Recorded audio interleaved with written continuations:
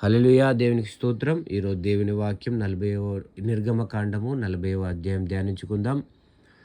మరియు యెహోవా మోషేతో ఇట్లా నేను మొదటి నెలలో మొదటి దినమున నీవు ప్రత్యక్షపు గుడారపు మందిరమును నిలువబెట్టవలెను. అచ్చట నీవు సాక్ష్యపు మందిరమును మందసమును నిలిపి ఆ మందసమును అడ్డతెరతో కప్పవలెను. నీవు బల్లను లోపలికి తెచ్చి దాని మీద క్రమముగా ఉంచవలసిన వాటిని ఉంచి దీపవృక్షమును లోపలికి తెచ్చి దాని ప్రదీపములను వెలిగింపవలెను. సాక్ష్యపు మందసమును నెదుట ధూమము వేయు బంగారు వేదికను ఉంచి మందిర ద్వారమునకు తెరను తగిలింపవలెను.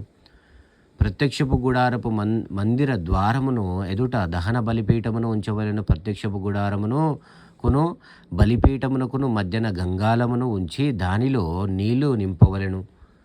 తెరల చుట్టూ ఆవరణము నిలువబెట్టి ఆవరణ ద్వారము యొక్క తెరను తగిలింపవలెను. మరియు నీవు అభిషేక తైలమును తీసుకొని మందిరమునకును దానిలోని సమస్తమునకును అభిషేకము చేసి దాని ఉపకరములన్నిటిని ప్రతిష్ఠింపవలెను. అప్పుడు అది పరిశుద్ధమగును.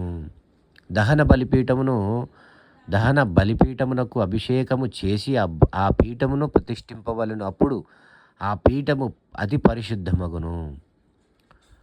ఆ గంగాలమునకు దాని పీఠము అభిషేకము చేసి దాని ప్రతిష్ఠింపవలెను. మరియు నీవు అహరోనును అతని కుమారులను ప్రత్యక్షపు గుడారము యొక్క ద్వారమునొద్దకు తోడుకొని వచ్చి వారిని నీళ్లతో స్నానం చేయించి అహరోను నాకు యాజకుడగునట్లు అతనికి ప్రతిష్ఠిత వస్త్రమును ధరింపచేసి అతనికి అభిషేకము చేసి అతని ప్రతిష్ఠింపవలెను. మరియు నీవు అతని కుమారులను తోడుకొని వచ్చి వారికి చొక్కాయలను తొడిగించి వారు నాకు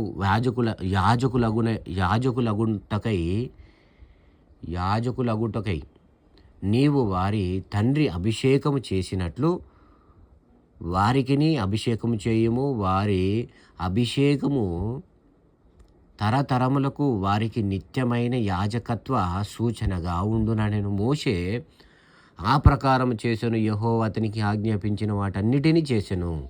అలాగుననే చేసెను. 2వ సంవత్సరమున మొదటి నెలలో మొదటి దినమున మందిరము నిలవబెట్టబడెను.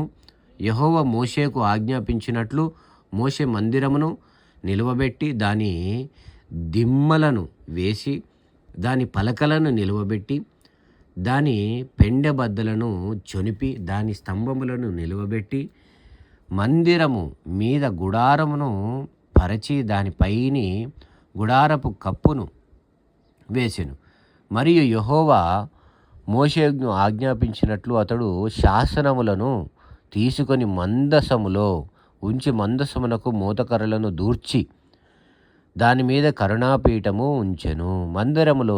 మందిరములోనికి మందసమును తెచ్చి కప్పు తెరను వేసి సాక్ష్యపు మందసమును కప్పెను. మరియు యెహోవా మోషేకు ఆజ్ఞాపించినట్లు అతడు ప్రత్యక్షపు గుడారములో హల్లెలూయా మందిరము యొక్క ఉత్తర దిక్కున అడ్డుతెరకు వెలుపల బల్లను ఉంచి యెహోవా సన్నిధిని దాని మీద రొట్టెలను క్రమముగా ఉంచెను. మరియు యెహోవా మోషేకు ఆజ్ఞాపించినట్లు అతడు ప్రత్యక్ష గుడారంలో మందిరమునకు దక్షిణ దిక్కున బల్ల ఎదుట దీపవృక్షమును ఉంచి యెహోవా సన్నిధిని ప్రదీపములను వెలిగించెను.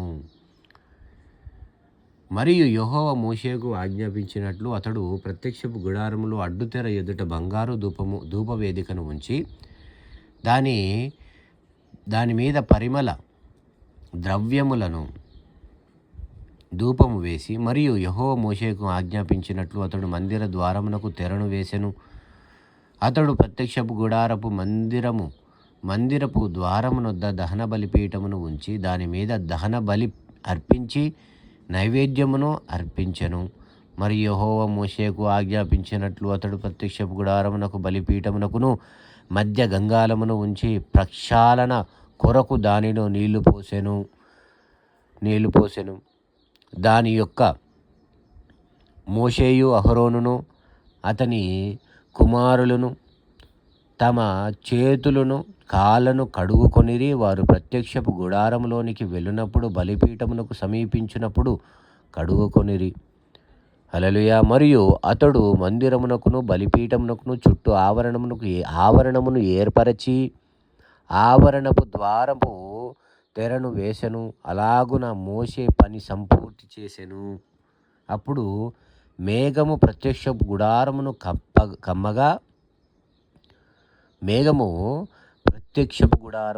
కమ్మగా యెహోవా తేజస్సు మందిరమును నింపెను.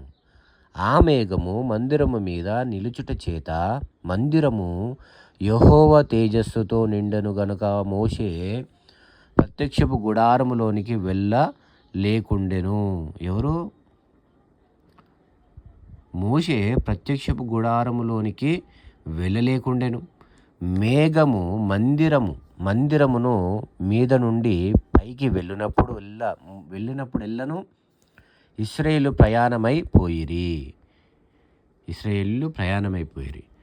ఇదే వారి ప్రయాణ పద్ధతి. ఎట్లా పద్ధతి ఏందది? దేవుని యొక్క మందిరము, ఆ మందిరము మీద ప్రత్యక్ష గుడారములోకి ఆ మేఘం ఎప్పుడైతే మందిరం మీద నిలుచుట చేత, మేఘము మందిరం మీద నిలిస్తే వాళ్ళు అక్కడనే ఉండి, ఎప్పుడైతే మేఘము పైకి వెళ్ళని ఎడల అది వెళ్ళు దినం వరకు, ఎప్పుడైతే అది పైకి వెళ్తుందో వేగం, అప్పటి వరకు అక్కడనే ఉండేవాళ్ళు. హల్లెలూయా. వారు ప్రయాణము చేయకుండిరి. ఇశ్రాయేలు అంటే ఈ విధంగా ఇదే వారి ప్రయాణ పద్ధతి. ఎట్లున్నది? వాళ్ళ 40 సంవత్సరాల ప్రయాణ పద్ధతి. దేవుని యొక్క మేఘము మందసము మీదనే ఉన్నంతసేపు వాళ్ళు అక్కడనే నిలిచి ఉన్నారు. ఎప్పుడైతే మేఘం పైకి పోయిందో అప్పటి వరకు పోతున్నప్పుడే వాళ్ళు ప్రయాణం అయిపోయారు. అంటే 40 సంవత్సరాల వారి ప్రయాణము. ఇదే వారి ప్రయాణ పద్ధతిగా దేవుడు వివరించిండు. హల్లెలూయా. దేవునికి మహిమ కలుగును గాక. ఇశ్రాయేలు అందరి కన్నుల ఎదుట పగటివేళ యెహోవా మేఘము మందిరం మీద ఉండెను. పగటివేళ మనము చూసింది ఈ యొక్క గొప్ప మందసం యొక్క ప్రత్యక్షపు గుడారం యొక్క ఆయన తేజస్సు ఇశ్రాయేలు మీద, మన మీద ఎల్లప్పుడూ తన మేఘము కమ్మునుగాక. ఆమేన్. హల్లెలూయా. ఇశ్రాయేలు అందరి కన్నుల ఎదుట పగటివేళ యెహోవా మేఘము మందిరము మీద ఉండెను. రాత్రివేళ అగ్ని దాని మీద ఉండెను. అగ్ని కూడా దాని మీద ఉండెను. హల్లెలూయా. వారి సమస్త ప్రయాణములలో ఇలాగుననే జరిగెను. హల్లెలూయా. దేవునికి స్తోత్రం. దేవునికి మహిమ కలుగును గాక. విన్నవారిని మీ కుటుంబాలను దేవుడు దీవించును గాక. ఆమేన్.